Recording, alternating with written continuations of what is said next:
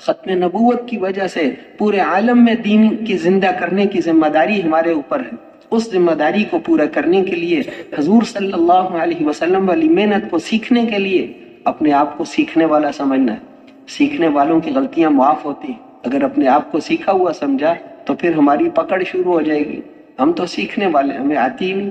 ये तो बहुत ऊंची मेहनत। मौलाना इलियास साहब फरमाते थे कि जो काम मुझे बताया गया मैं उसका 100वां हिस्सा समझा, फिर उसका 100वां हिस्सा तुम्हें समझा सका, फिर उसका 100वां हिस्सा तुम, तो हम तक तो पता नहीं कितवां हिस्सा पहुंचा है। कहाँ नबियों वाला काम और कहाँ हम।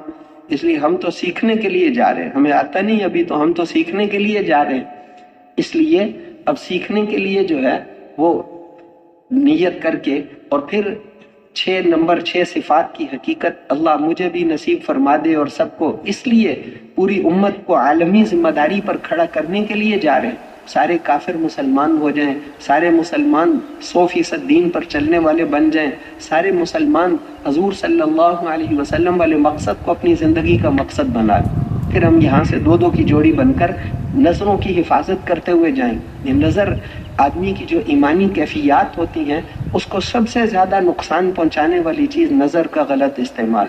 दुनिया की चीज़ों को देखेंगे कोई फ़ायदा नहीं, और एक घड़ी सिर्फ अल्लाह का ध्यान जमा लो, दुनिया व माफीहा से बेहतर है। इसलिए रास्ते में दो की जोड़ी बनकर नजरों की हिफाजत करते हुए, मुज़ाकरा करते हुए स्टेशन पर चलेगी।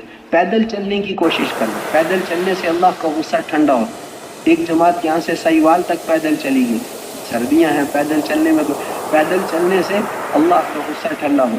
ये जो बसें जाती हैं ना, यहाँ से गुजरात, यहाँ से मर्दान, इन पे हजरात फरमाते हैं बिल्कुल सफ़र न करो, इन पे सफ़र का नुकसान होता है। आम गाड़ियों पे सफ़र करना चाहिए। अब हम आम गाड़ी पे जाएं तो लाहौर में जाकर हम बिस्तर उठा के सड़क पे चलेंगे, ये सुन्नत की दावत है।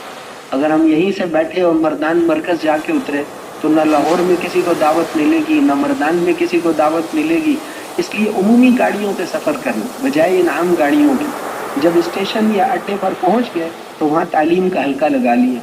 जब इर्द गिर्द के साथी भी आ जाएं तो जो पढ़ने वाला साथी है वो किताब बंद करके जुबानी थोड़ा बता दे कि हम किस मकसद के लिए निकले हैं। उसके बाद फिर रास्ते में भी दावत देनी है। लेकिन जो साथी तैयार हो जाए उसको राइविंड भी नहीं भेजना, और अपने साथ भी कभी किसी को नहीं रखना। हमारे जिन साथियों के नाम लिखे हुए हैं बस वही जाए वही आए, इकट्ठे जाना इकट्ठे आना। अकेली बकरी को भेड़िया खा जाता है। इसलिए जमात के साथ मिलकर रहेंगे, जमात के साथ इकट्ठे जाना इकट्ठे आना। हम बहुत बड़े काम के लिए जा रहे हैं। 7 अरब इंसानों की आखिरत का मसला है, इसलिए उसूलों की पाबंदी के साथ करना है। जैसे गंदी मछली को पानी अपने अंदर नहीं छोड़ता, इस दीन की हिफाजत का अल्लाह ने वादा किया है। जो ठीक नहीं चलेगा उसको उठाकर ऐसे फेंकेंगे कि फिर कभी वापस नहीं आएगा।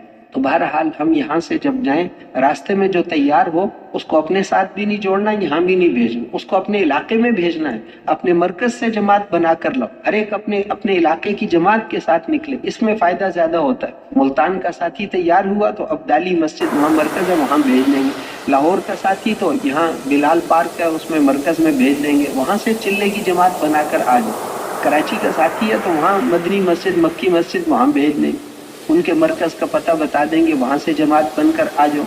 इस तरह रास्ते में किसी को अपने साथ नहीं जोड़ना।